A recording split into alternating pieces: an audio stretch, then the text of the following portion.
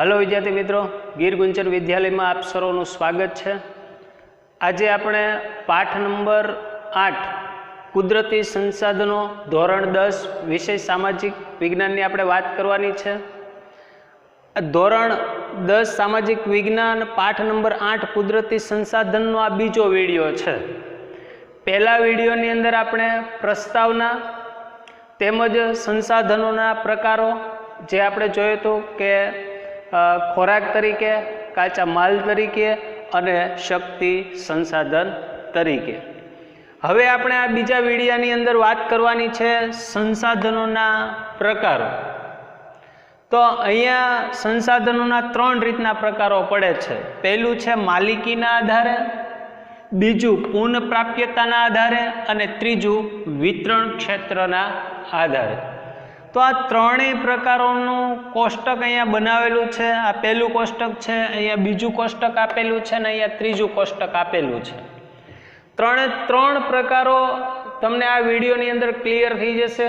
ધ્યાનથી વિડીયો જોજો, સમજવાની ટ્રાય કરજો, એટલે તમને આ સંસાધનોના પ્રકારો છે તે ક્લિયર થઈ જશે। શું કહે છે? માલિકીના આધારે આપણે સંસાધનના પ્રકારની અંદર પહેલો પોઈન્ટ જોઈ રહ્યા છીએ, માલિકીના આધારે। તો માલિકીના આધારે આપણે જોઈએ તો અહીંયા ક્રમ આપેલો છે। માલિકીની દ્રષ્ટિએ અહીંયા પ્રકારો પડેલા છે, વિગત એની આપેલી છે અને ઉદાહરણો પણ આપેલા છે। તો આપણે માલિકીની દ્રષ્ટિએ પહેલો પ્રકાર આપણે જોઈએ તો કે વ્યક્તિગત સંસાધન। માલિકીની દ્રષ્ટિએ પણ સંસાધનના અહીંયા 3 પ્રકારો પડે છે। આ પણ યાદ રાખજો, સંસાધનના ટોટલ 3 પ્રકાર પડે, એમાં માલિકીની દ્રષ્ટિએ પણ બીજા 3 પ્રકાર પડે। તો મુખ્ય 3 પ્રકાર ખાસ યાદ રાખજો, માલિકીની દ્રષ્ટિએ, પુનઃપ્રાપ્યતાની દ્રષ્ટિએ અને વિતરણ ક્ષેત્રના આધારે। એમાં આપણે પહેલો પોઈન્ટ જોઈ રહ્યા છીએ માલિકી। તો માલિકીની અંદર શું કહે તો કે પહેલું વ્યક્તિગત સંસાધન। કોઈ વ્યક્તિ કે પરિવારની માલિકી હોય, ડેફિનેશન યાદ રાખજો, કોઈ વ્યક્તિ કે પરિવારની માલિકી હોય તેને વ્યક્તિગત સંસાધન કહેવાય। ઉદાહરણ એ આપેલું છે જમીન અને મકાન।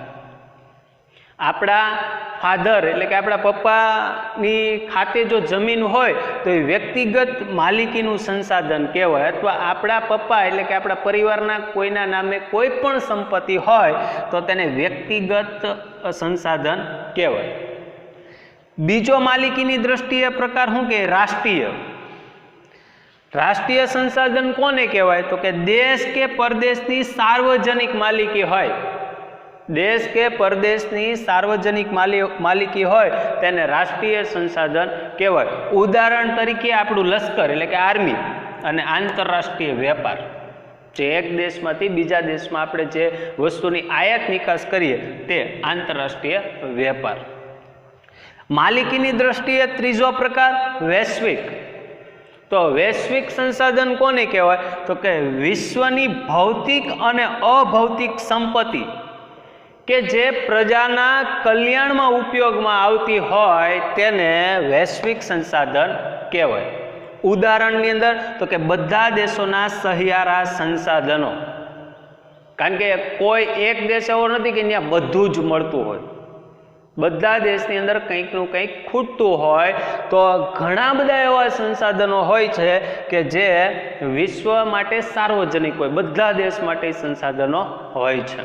જંગલ હોય, ઘણી જગ્યાએ હોય, ઘણી બધી એવી ખનિજો હોય કે એ બધા દેશમાં નથી મળતી, તો અમુક જગ્યાએ મળતી હોય તો એ બધા દેશો એ સંસાધનનો ઉપયોગ કરતા હોય, એટલે કીધું કે બધા દેશોના સહિયારા સંસાધનો। એટલે આ 3 માલિકીની દ્રષ્ટિએ પ્રકારો તમને ક્લિયર થયા। હવે આપણે જોવાનું છે વિતરણ ક્ષેત્રના આધારે। અહીંયા આપેલું છે કોષ્ટક વિતરણના આધારે। આપણે છેલ્લે આ પુનઃપ્રાપ્યતાના આધારે નીચે કોષ્ટક આપેલું છે એ જોઈશું। તો વિતરણના આધારે આપણે જોઈએ તો એમાં પણ આની જેમ જ કોષ્ટક બનાવેલું છે। પહેલા ક્રમ આપેલો છે, વિતરણ ક્ષેત્ર મુજબ એના પ્રકારો પડેલા છે, એની વિગત આપેલી છે અને ઉદાહરણો પણ આપેલા છે, એટલે તમને આ પોઈન્ટ ક્લિયર થઈ જશે। તો શું કે પહેલો ક્રમ તો સર્વસુલભ। ધ્યાન આપજો, વિતરણ ક્ષેત્ર મુજબ પહેલો પ્રકાર સર્વસુલભ। તો સર્વસુલભ સંસાધન કોને કહેવાય તો કે વાતાવરણમાંથી આપણને જે વાયુ મળે તેને આપણે સર્વ સુલભ સંસાધન કહીએ છીએ. ઉદાહરણ તરીકે ઓક્સિજન અને નાઇટ્રોજન, આ કેવા સંસાધનો ત્યાં સર્વ સુલભ, જે આપણને હાવ મફતમાં મળે છે, બહુ શુદ્ધ, જેને આપણે પ્રદૂષિત કરીએ પણ કુદરત દ્વારા આપણને હાવ મફતમાં અને એકદમ શુદ્ધ મળે છે.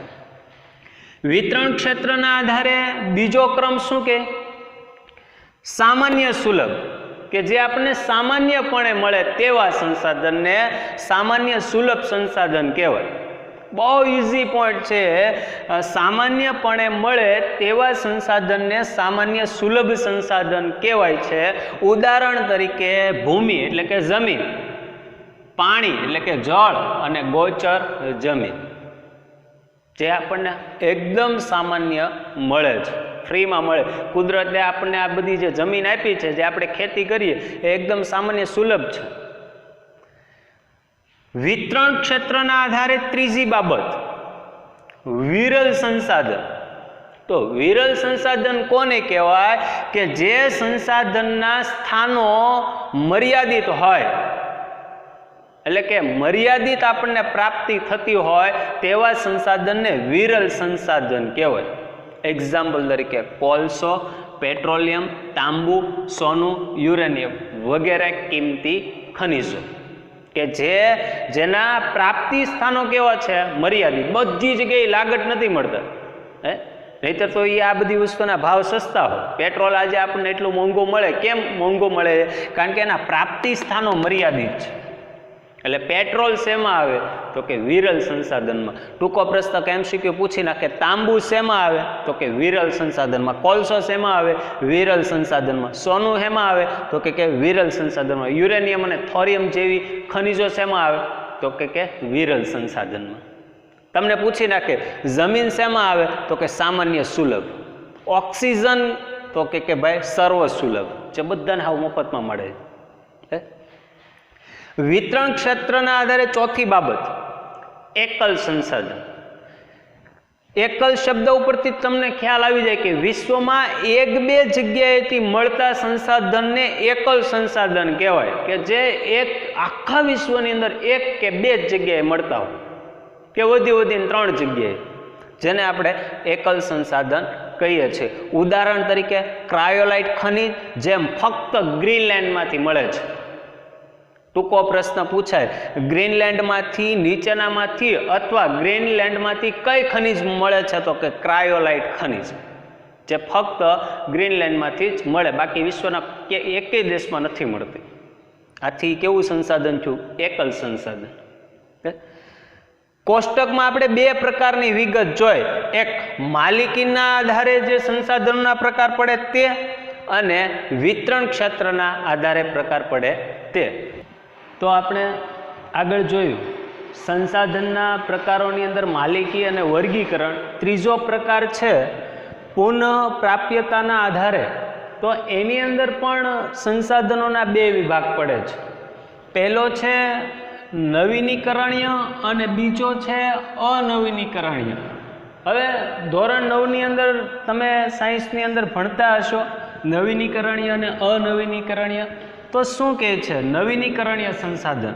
તો કે અથવા કોને કહેવાય? આવો પ્રશ્ન પૂછાય તો સિમ્પલ રીતના કેવું હોય? નવીનીકરણીય સંસાધન કે જે પોતાની રીતે મળી શકે, એટલે કે એક વખત ખૂટી જાય અને બીજી વખત મળી શકે, એટલે કે પોતાની રીતે મળી શકે. બીજું તે અખૂટ છે. નીચે ઉદાહરણો આવશે, પરંતુ આપણે સમજી લઈએ કે તે અખૂટ છે, ખૂટે નહીં તેવો આ સ્ત્રોત છે, એટલે કે તેવા આ ખનિજો છે. પુનઃ પ્રાપ્ય છે, એક વખત ખલાસ થઈ જશે તો એ બીજી વખત મળશે. ઉદાહરણ તરીકે જંગલો, પશુ પક્ષીઓ અને સૂર્યપ્રકાશ. સૂર્ય છે એમાંથી જેટલી ઉર્જા મેળવવી, જ્યારે ઉર્જા મેળવવી ત્યારે એમાંથી મળી શકે. કેમ? કારણ કે આ બધું અખૂટ છે, ખૂટે નહીં તેવું. તો આપણે સમુદ્રમાંથી પણ, સમુદ્રના મોજામાંથી પણ આપણે ઉર્જા પ્રાપ્ત કરીએ, જળ ધોધ મારફતે પણ આપણે ઉર્જા પ્રાપ્ત કરીએ. તો આ બધા ઉર્જા મેળવવાના જે સંસાધનો છે એ બધા નવા છે, એટલે કે નવીનીકરણીય. ફરી મળી શકે. જો ખૂટી ગયા હોય ને તો એ ફરી મળી શકે અને ભવિષ્યમાં પણ આપણે જો આયોજન કરી અને એનો ઉપયોગ કરીએ તો ભવિષ્યની અંદર વધુ ને વધુ ઉર્જા આપણે એની અંદરથી પ્રાપ્ત કરી શકીએ, એટલે કે ભવિષ્યમાં પણ મળી શકે. જ્યારે અનવીનીકરણીય સંસાધન છે એ મર્યાદિત છે, આ અમર્યાદિત છે, જ્યારે આ કેવા છે? મર્યાદિત. કેમ? એ આપમેળે મળતા નથી, કારણ કે આ અનવીનીકરણીય સંસાધનો છે બનતા કરોડો વર્ષો લાગે છે, એટલે આપમેળે મળતા નથી, ખૂટી જાય તેવા છે. એક વખત આપણે એક્ઝામ્પલ તરીકે પેટ્રોલ છે ગાડીમાં નાખીએ, ગાડીએ 1 લીટર ચલાવીએ તો કે 55 કિલોમીટર હાલે, પછી ખૂટી પાછું એનું મળતું નથી. એવી રીતના પૃથ્વીના પેટાળમાં આ બધા અનવીનીકરણીય સંસાધનો બન્યા તો કરોડો વર્ષો લાગ્યા, તો આપણે એને તાત્કાલિક બનાવી શકતા નથી, એટલે ખૂટી જાય તેવા છે, પુનઃ અપ્રાપ્ય છે, ફરીથી મળતા નથી. એક વખત ખૂટી જાય એટલે ફરીથી મળતા નથી. પાછો એનો પુનઃ ઉપયોગમાં પણ નથી લઈ શકાતા, કે એક વખત ઉપયોગ થઈ ગયા પછી આપણે એને ફરીથી ઉપયોગ કરી શકીએ એવું પણ નથી, ફરી બનાવી શકાતા પણ નથી. ભવિષ્યમાં નિર્માણ પણ અશક્ય.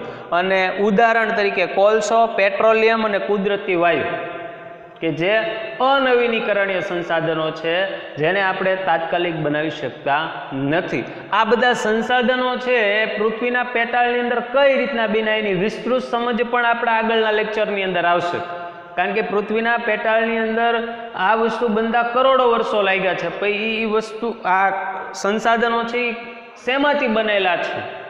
તો કે આજથી કરોડો વર્ષ પહેલાં આ પૃથ્વીની અંદર ઘણા બધા જૈવિક અને અજૈવિક તત્વો છે એ દટાણા, એટલે કે વિવિધ પ્રકારના અવશેષો દટાયા અને એ પૃથ્વીની જે પેટાળની જે ગરમી છે એ ગરમીની કારણે આ બધા સંસાધનો આપણને આજે મળતા થયા છે. એટલે આનું નિર્માણ થવામાં બહુ ઝાઝો સમય લાગેલો છે.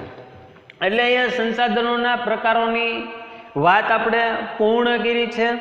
એના પછીનો જે ટોપિક આવે છે તે સંસાધનોનું આયોજન અને સંરક્ષણ. જો આપણે વર્તમાન સમયની અંદર જે કુદરત થકી જે સંસાધનો મળે છે એનો આયોજનપૂર્વક ઉપયોગ નહીં કરીએ તો તે ખૂટી જવાની સંભાવના છે. એટલે આવનારી પેઢી જે છે, ભવિષ્યમાં આવનારી જે પેઢી છે એના માટે સંકટ ઊભો થશે. અત્યારે તો આપણે ઓલરેડી સંકટમાં છીએ જ, પરંતુ જો આપણે આયોજનપૂર્વક એનો ઉપયોગ નહીં કરીએ, એટલે કે સંસાધનનું આપણે સંરક્ષણ નહીં કરીએ તો તે ખૂટી જવાની સંભાવના છે. શું કહે છે? એક પછી એક પોઈન્ટ આપણે જોઈએ. પહેલો પોઈન્ટ એવું કે માનવીની જરૂરિયાત કેવી છે? અમર્યાદિત. કારણ કે આપણે એક વસ્તુ એક્ઝામ્પલ તરીકે કોઈ એક વસ્તુ આપણે ખરીદીએ તો એની પાછળ આપણે બીજી વસ્તુ લેવાનું મન થાય છે. કેમ? કારણ કે આપણી જરૂરિયાત છે મર્યાદિત નથી, અમર્યાદિત છે. એક્ઝામ્પલ તરીકે એક ફોન લ્યો છો તો ફોન તમે લ્યો એટલે તમને એમ થાય કે એરફોન લેવા, એરફોન લઈ લો ત્યાં એમ થાય કે એક મોબાઈલનું સારું કવર લેવું, એ થાય ત્યાં ઓલું નાનું સ્પીકર આવે એ લેવું, ત્યાં એમ થાય કે બ્લૂટૂથ લેવી. એટલે કોઈ પણ વસ્તુ આપણે ખરીદીએ તેની આપણી જરૂરિયાત કેવી છે? અમર્યાદિત. એટલે આપણી જરૂરિયાત છે એ મર્યાદિત નથી, પરંતુ કેવી છે? અમર્યાદિત. જ્યારે કુદરતે આપણને જે આપ્યું છે એ કેવું છે? મર્યાદિત છે. એટલે કહેવા શું માગે કે કુદરત થકી જે સંસાધનો મળ્યા છે તે મર્યાદિત છે, જ્યારે આપણી જરૂરિયાતો કેવી છે? અમર્યાદિત. તો આપણી જરૂરિયાતો જ્યારે અમર્યાદિત હોય ત્યારે સંસાધનનું સંરક્ષણ અને આયોજન કરવું ખૂબ જરૂરી બને છે. બાકી આ વર્તમાન સમયની અંદર પણ આપણે ઘણી બધી સમસ્યાનો સામનો કરી રહ્યા છીએ. આવનારા સમયની અંદર પણ આ બધી સમસ્યાનો આપણે સામનો કરવો પડશે. બીજો પોઈન્ટ શું કહે છે કે આજે સંસાધનનું આયોજન અને સંરક્ષણ કેમ જરૂરી બન્યું? આવો પ્રશ્ન 2 માર્ક્સની અંદર પૂછી શકે કે વર્તમાન સમયની અંદર સંસાધનોનું આયોજન અને સંરક્ષણ કેમ જરૂરી બન્યું. તો એમાં પહેલો પોઈન્ટ તો આપણે જોયો કે માનવીની જરૂરિયાતો અમર્યાદિત છે અને કુદરતી સંસાધનો કેવા છે? મર્યાદિત. બીજો પોઈન્ટ શું કે અસાધારણ વિકાસ, કારણ કે આપણા દેશનો ને આખા વિશ્વનો આમ તો અસાધારણ વિકાસ અને વસ્તી વિસ્ફોટથી સંસાધનનો વપરાશ વધ્યો છે. તમને કોઈ પૂછે કે આ બધા કુદરતી સંસાધનો છે એનો વપરાશ વધ્યો, એની પાછળનું કારણ શું? તો પહેલું અસાધારણ વિકાસ. એટલે કે દરેક ક્ષેત્રે, ઉદાહરણ લીધું ટેકનોલોજી ક્ષેત્ર અને વિજ્ઞાન ક્ષેત્ર, એટલે કે ટેકનિકલ અને વિજ્ઞાન ક્ષેત્ર અઢળક વિકાસ આજે થઈ રહ્યો છે. દરેક દેશો આજે વિજ્ઞાન અને ટેકનોલોજી ક્ષેત્રે આગળ વધી રહી છે. એટલે અસાધારણ વિકાસ. અને બીજું મહત્વની બાબત વસ્તી વિસ્ફોટ. આના કારણે સંસાધનનો વપરાશ વધ્યો છે, માટે આયોજન અને સંરક્ષણ જરૂરી છે. ત્રીજો પોઈન્ટ, આના પોઈન્ટની અંદર શું કે સંસાધનો આયોજન અને સંરક્ષણમાં ત્રીજો મુદ્દો શું કે જો આપણે ગંભીરતાથી નહીં વાપરીએ તો આના પરિણામો આપણે કેવા ભોગવવા પડશે? તો કે માઠા પરિણામો ભોગવવા પડશે, એટલે કે ભયંકર પરિણામો. એટલે આજે જે આપણી પાસે સંસાધનો ઉપલબ્ધ છે એને આપણે ગંભીરતાથી વાપરવા જોઈશે. જો નહીં વાપરીએ તો આવનારા સમયની અંદર આપણને એના પરિણામો ભયંકર મળશે. એટલે કે સંસાધનો પૂરતા પ્રમાણમાં નહીં મળે એટલે આપણા વર્તમાન સમયની અંદર જે આ ટેકનોલોજી અને વિજ્ઞાન ક્ષેત્રે જે સંશોધનો થાય છે એનો વિકાસ અટકશે, એટલે કે આપણા જીવન સામે સંકટ ઊભું થશે. ચોથો પોઈન્ટ શું કહે છે? તો કે ભવિષ્યની પેઢી માટે સંરક્ષણ કરવું આપણી સૌની ફરજ છે.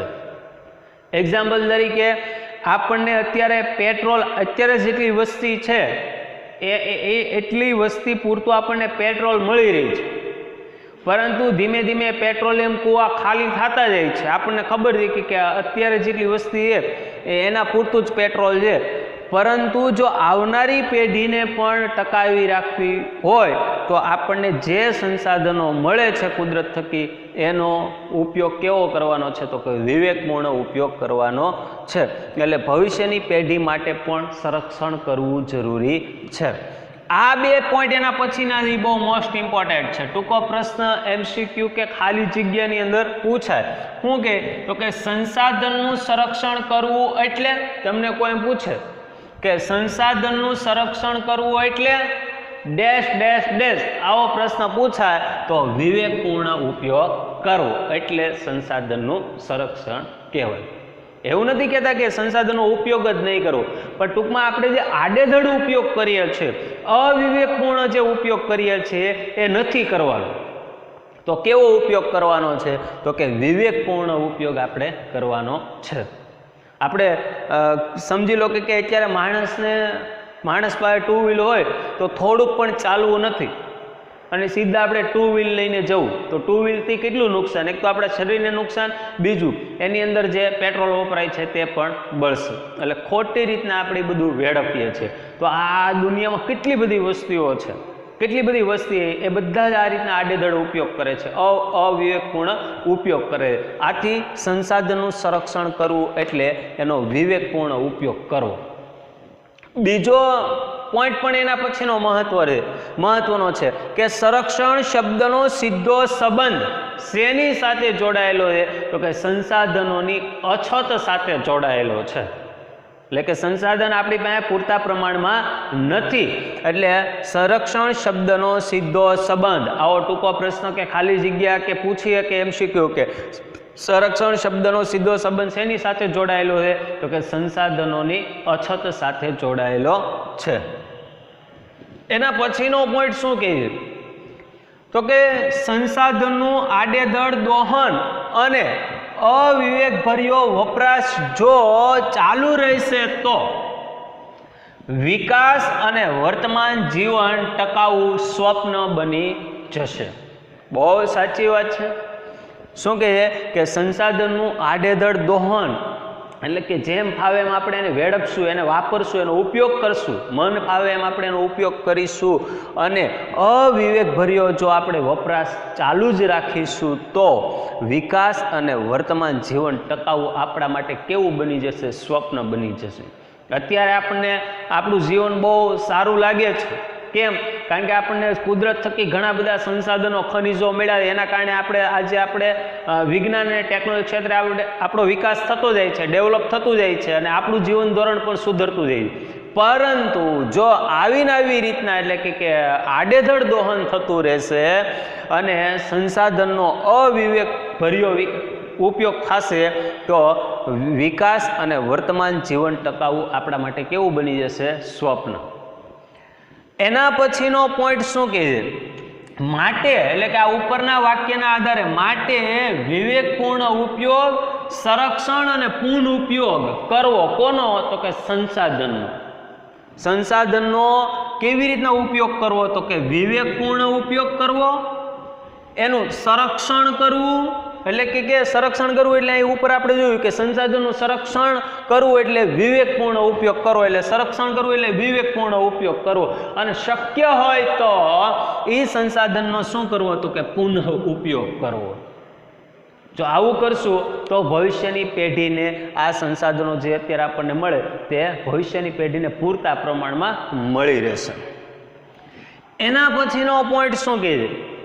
કે સંસાધન પર સંકટ હોય ત્યારે, એક્ઝામ્પલ તરીકે કોઈ વૃક્ષો છે એ આપણને ખબર છે કે વૃક્ષ ઉપર સંકટ છે, તો ત્યારે તેના સંરક્ષણ માટે ગોઠવાયેલી વ્યવસ્થા તંત્રને શું કહેવામાં આવે છે? સંરક્ષણ. અહીં કીધું એના વ્યવસ્થાપનને સંરક્ષણ કહેવાય. એક્ઝામ્પલ તરીકે આ તો મેં તમને કોઈ એક વૃક્ષનું ઉદાહરણ આપ્યું. એવી રીતના કોઈ પણ ખનિજ ઉપર જ્યારે સંકટ હોય ત્યારે એના સંરક્ષણ માટે ગોઠવાયેલું જે વ્યવસ્થાપન તંત્ર છે ને તે એટલે સંરક્ષણ. આપણે કોઈ પણ વસ્તુને બચાવવા માટે વ્યવસ્થા તંત્ર ક્યારે ઊભું કરવું પડે? કે જ્યારે એના ઉપર ખતરો હોય. એક્ઝામ્પલ તરીકે કે જંગલની અંદર ઘણા બધા પશુ પક્ષીઓ છે એ લુપ્ત થઈ રહ્યા છે, એના માટે અભયારણ્યોની બધું બનાવવામાં આવે છે, એટલે કે વ્યવસ્થા તંત્ર આખું ઊભું કરવામાં આવે છે. શા માટે? કારણ કે એના ઉપર ખતરો છે, એટલે એનું સંરક્ષણ કરવું બહુ જરૂરી છે. હવે આપણે સંસાધનોના આયોજન અને સંરક્ષણમાં કઈ બાબતો ધ્યાનમાં રાખવી જોઈએ? તમને કોઈ એમ પૂછે કે આપણે સંસાધનનું સંરક્ષણ કરવું જ છે, બેઝિકલી સામાન્ય રીતના તમને કોઈ પૂછે કે આપણે સંસાધનનું આયોજન અને સંરક્ષણ કરવું છે, પણ કઈ બાબતો આપણે ધ્યાનમાં રાખવાની? તો પહેલી બાબત, જો દેશ કે પ્રદેશને એક એકમ ગણી ઉપયોગમાં લેવાયેલ અને ન લેવાયેલની જાણકારી મેળવવી. એટલે કે આપણો દેશ કે પ્રદેશને પહેલાં તો એક એકમ ગણી લેવાનું, બધું એક સરખું છે. હવે દેશ કે પ્રદેશમાંથી આપણે કેટલા સંસાધનનો ઉપયોગ કરીએ છીએ, એટલે કેટલા સંસાધનો વપરાય છે અને કેટલા સંસાધનો વણ વપરાયેલા છે એની યાદી તૈયાર કરવી. એટલે કે એનું વિશ્લેષણ કરવું કે આપણા દેશ કે પ્રદેશ કે આખા વિશ્વમાંથી કેટલા સંસાધનો છે એનો આપણે ઉપયોગ કરીને કેટલાનો નથી કરતા. એટલે આ પહેલી બાબત. એટલે કે પહેલી બાબત ટૂંકમાં કેવી તો શું કહેવાય? તો કે વપરાયેલા અને વણ વપરાયેલા સંસાધનોની યાદી તૈયાર કરવી. બીજો પોઈન્ટ શું કહે છે? કે વૈજ્ઞાનિક ઢબે દોહન કરવું. દોહન કરવું એટલે કે એને ઉપયોગમાં લેવા અથવા વાપરવા. એટલે વૈજ્ઞાનિક ઢબે એનું દોહન કરવું. વપરાશ અનિવાર્ય હોય ત્યાં જ આ સંસાધનનો વપરાશ કરવો. એટલે કે આડેધડ વપરાશ કરવો નહીં. વપરાશ અનિવાર્ય જરૂર હોય ને ત્યાં જ એનો વપરાશ કરવો.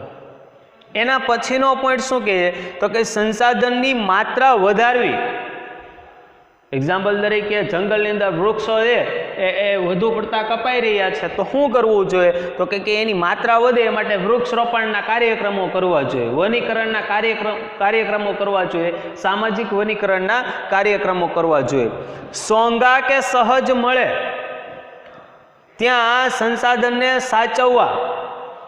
જ્યાં આપણને એકદમ સસ્તા અને ઝડપથી આપણને જે સંસાધનો મળી જાય તેવા સંસાધનને સાચવવા. કેમ? તો કારણ કે ભવિષ્યની પેઢીને એ કામમાં આવશે. એટલે એ ત્રીજી બાબત થઈ. ચોથી બાબત શું કે? તો કે વૈકલ્પિક સંસાધનો ઉપયોગ કરવો. એક્ઝામ્પલ તરીકે પેટ્રોલની જગ્યાએ સૂર્ય દ્વારા જે બેટરી ચાર્જ થાય એનાથી ટુ વ્હીલ ચલાવી. એટલે વૈકલ્પિક સંસાધનનો ઉપયોગ કરવો. કાયદા અને નિયમો બનાવી અમલ કરાવો. સમજી લો કે અત્યારે આપણે હું તમને જંગલનું ઉદાહરણ એટલે આપું કારણ કે તમને ખ્યાલ આવી જાય. આપણે ગીર વિસ્તારમાં રહીએ તો આપણને ખ્યાલ આવી જાય કે જંગલની અંદર આપણે જઈએ છીએ તો ત્યાં જંગલ ખાતું છે એ આપણને અંદર જવા ન દે. કેમ? કારણ કે કાયદા અને નિયમનો એ અમલ કરાવે છે. આપણે અંદર જઈશું તો એ નુકસાન કરશું એવા ડરથી એ લોકો આપણને કાયદો બતાવે છે, નિયમ બતાવે, એટલે આપણે જંગલની અંદર જતા નથી અને કોઈ પશુ પક્ષી કે વૃક્ષોને આપણે નુકસાન પણ નથી પહોંચાડતા. જોકે આજે દરેકને એ સમજ આવી જ ગઈ છે, પરંતુ છતાંય ઘણા બધા એવા વ્યક્તિઓ હોય કે કાયદા અને નિયમનો ભંગ કરતા હોય અને સંસાધનને નુકસાન પહોંચાડતા હોય. કોઈ પ્રાણીઓ છે એનો શિકાર પણ કરતા હોય. તો આ બધું શું છે? કાયદા અને નિયમનો ભંગ કરે છે. એટલે સંસાધનનું આયોજન અને સંરક્ષણ યોગ્ય રીતના થાય એ માટે સરકારશ્રીએ કાયદા અને નિયમો બનાવી એનો કડક અમલ કરાવવો જોઈએ. અને આયોજન અને સંરક્ષણની અંદર છેલ્લી બાબત જનજાગૃતિના કાર્યક્રમો કરવા. એટલે આયોજન અને સંરક્ષણની બાબતની અંદર તમારે કેટલા પોઈન્ટ યાદ રાખવાના છે? તો કે 5 પોઈન્ટ તમારે યાદ રાખવાના છે. બહુ સહેલા છે. એટલે છેલ્લી શું છે? જનજાગૃતિના કાર્યક્રમો કરવા, જેથી સામાન્ય લોકો એટલે કે ગ્રામ્ય વિસ્તારની અંદર રહેતા લોકો અને જેને સંસાધનની જાણકારી નથી એને પણ જાણકારી મળશે. માટે જનજાગૃતિના કાર્યક્રમો કરી અને એક જવાબદાર નાગરિક તરીકે આપણે વર્તન કરીએ અને સંસાધનનો વિવેકપૂર્ણ ઉપયોગ કરીએ તેવું આ કાર્યક્રમની અંદર સમજાવવું જોઈએ. તો આ વાત થઈ સંસાધનના પ્રકારની અંદર આપણે માલિકીના આધારે જોયું, વર્ગીકરણના આધારે જોયું અને પુનઃપ્રાપ્યતાના આધારે જોયું. પુનઃપ્રાપ્યતાના આધારે પણ 2 વિભાગો પડ્યા, નવીનીકરણીય અને અનવીનીકરણીય. બેયના ઉદાહરણો તમારે સામાન્ય રીતના યાદ રાખવું હોય તો નવીનીકરણીયની અંદર તો કે જંગલ, પશુ પક્ષી અને સૂર્યપ્રકાશ. અનવીનીકરણીય છે તો કોલસો, પેટ્રોલિયમ અને કુદરતી વાયુ. એટલે તમને બહુ ઇઝીલી સમજાઈ જાય. અથવા ટૂંકી રીતના યાદ રાખવું હોય, નવીનીકરણીય સંસાધન જે પુનઃપ્રાપ્ય છે અને અનવીનીકરણીય સંસાધન કેવું છે? પુનઃ અપ્રાપ્ય છે, એ ફરીથી મળતું નથી. અને એના પછીનો આપણે પોઈન્ટ જોયો સંસાધનનું આયોજન અને સંરક્ષણ. અને આયોજન અને સંરક્ષણમાં કઈ બાબતો ધ્યાનમાં રાખવી એ મુદ્દાઓ આપણે જોયો. હવે આગળનો જે લેક્ચર છે એની અંદર આના પછીનો ટોપિક જોઈશું, પરંતુ આ મુજબ તમે તૈયારી કરશો તો તમને રિઝલ્ટ મળશે. અસ્તુ. જય હિન્દ.